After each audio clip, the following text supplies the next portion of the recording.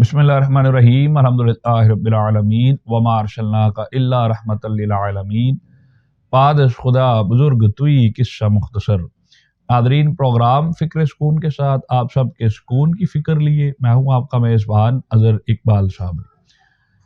बहुत से लोग हमें औलाद के लिए वज़ाइफ बहुत मांगते हैं, व्हाट्सएप पे बहुत पैगामात मुयस्सर होते हैं, हमें मौसूल होते हैं, हमारी टीम को मौसूल होते हैं, स्टूडियो में बहुत से पैगामात आते हैं कि आप औलाद के लिए दुआ कीजिए, औलाद के लिए कोई अच्छे वज़ाइफ हमें बताया करे। ज़ाहिर बात है, औलाद एक ऐसी नेमत है जिसके लिए इंसान अल्लाह रब्बुल इज़्ज़त से हर मुमकिन कोशिश करता है, अपनी दुआओं के ज़रिए उसकी बारगाह में दुआ करता है कि मौला हमें भी औलाद अता फरमा। यकीनन इंसान को जहाँ पर अल्लाह रब्बुल इज़्ज़त से औलाद तलब करनी चाहिए, वहाँ पर अल्लाह रब्बुल इज़्ज़त से औलाद नेक साले औलाद तलब कर लेनी चाहिए।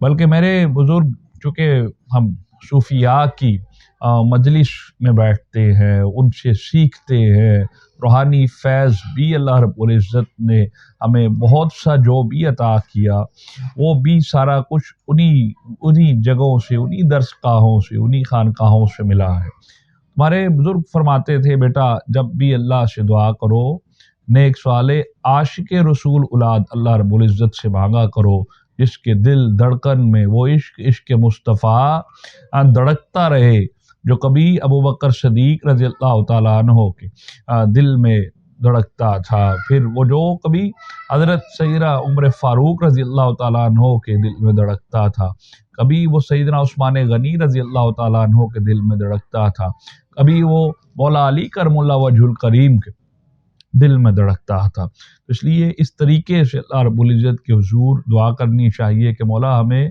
नेक साले आशिक रसूल औलाद अता फरमा। तो इसलिए मैं आपको सूरत अंबिया की आयत नंबर 89, सूरत अल-अंबिया आयत नंबर 89, रब्बी ला तज़रनी फ़र्दौं व अंत खैरुल वारिसीन, रब्बी ला तज़रनी फ़र्दौं व अंत खैरुल वारिसीन। जो भी शख्स औलाद का तलबगार है, यकीनन ये ख़वातीन को पढ़नी चाहिए और बहुत अच्छे तरीके से हर नमाज में एक तस्बीह अपने रब के हुज़ूर ज़रूर पेश करनी चाहिए।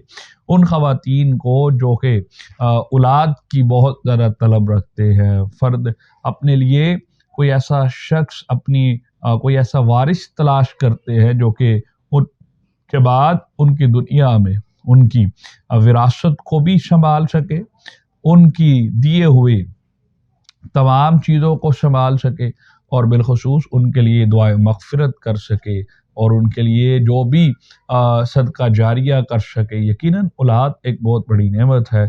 हम सब जानते हैं कि कायनात में जहाँ अल्लाह रब्बुल इज़्ज़त ने बहुत सी नेमतों का शुमार रखा और वहाँ पर उनमें से एक बहुत बड़ी नेमत औलाद है।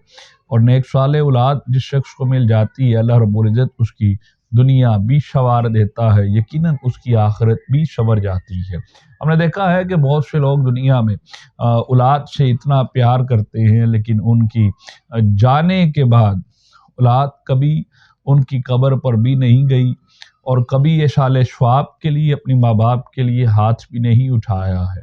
इसलिए वो औलाद जो कि उनके होते हुए भी अपने माँ बाप के ताबे रहे और उनके दुनिया से जाने के बाद भी उनके लिए साले सवाब की दुआ करता रहे, यकीनन वही साले औलाद है।